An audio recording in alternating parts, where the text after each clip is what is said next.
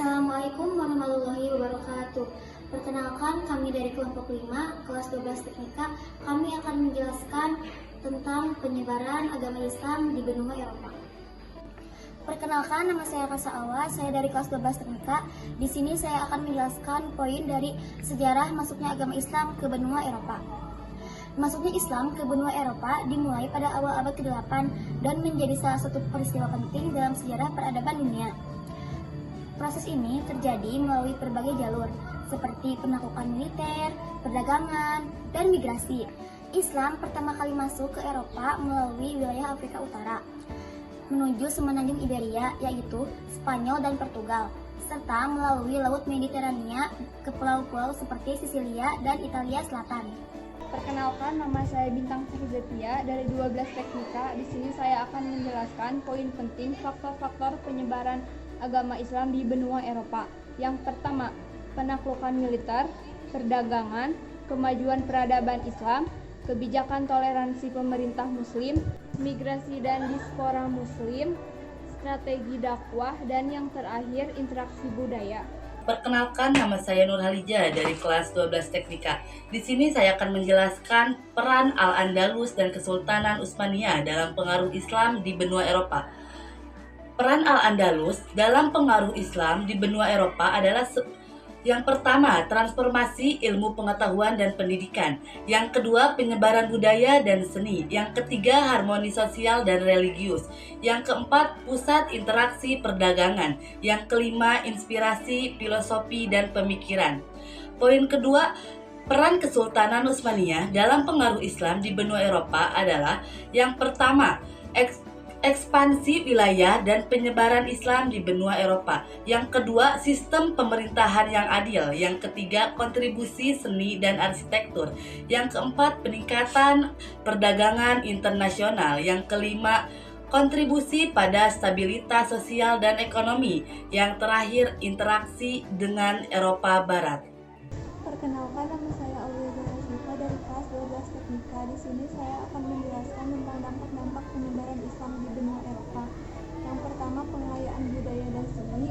Dua, perkembangan ilmu pengetahuan. Tiga, interaksi agama dan filosofi. Empat, peningkatan teknologi dan inovasi. Lima, transformasi sosial dan ekonomi. Enam, perjuangan jaringan perdagangan. Tujuh, pengaruh politik di wilayah-wilayah tertentu. Delapan, konflik dan ketegangan antar agama. 9, kontribusi pada Renaissance Eropa, dan terakhir transformasi identitas wilayah. Perkenalkan, nama saya Silvi Tusniawati. Saya dari kelas 12 Teknika. Di sini saya akan menjelaskan poin peristiwa-peristiwa penting terkait penyebaran agama Islam di benua Eropa. Yang pertama, penaklukan Andalusia 711 sampai 718 M. Yang kedua, berdirinya Kekhalifahan Umayyah Andalusia 756 M.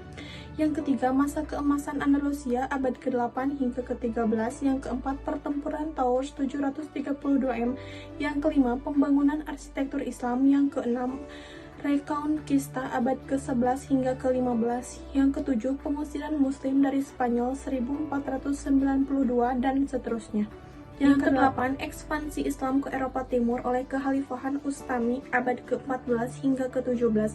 Yang kesembilan, penyebaran Islam di Balkan. Ke-10, pengaruh Islam dalam ilmu pengetahuan dan kebudayaan Eropa. Perkenalkan, nama saya Rivaldi dari kelas 12 Teknika. Di sini akan menjelaskan poin perkembangan komunitas Muslim di era modern serta tantangan dan peluang yang dihadapi dalam era globalisasi. Lanjut. Perkembangan komunitas Muslim di era modern. Yang pertama, pertumbuhan komunitas Muslim secara global. Yang kedua, integritas di negara-negara non-Muslim. Yang ketiga, peran media dan teknologi. Yang keempat, kemajuan pendidikan dan kesetaraan gender. Kemudian, tantangan yang dihadapi komunitas Muslim di era globalisasi.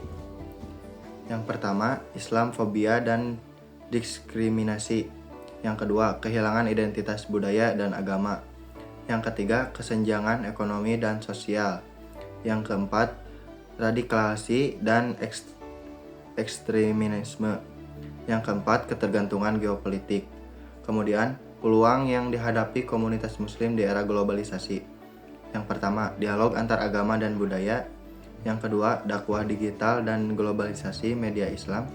Yang ketiga, partisipasi dalam ekonomi global. Yang keempat, peran pemudaan muslim. Yang kelima, kerjasama internasional.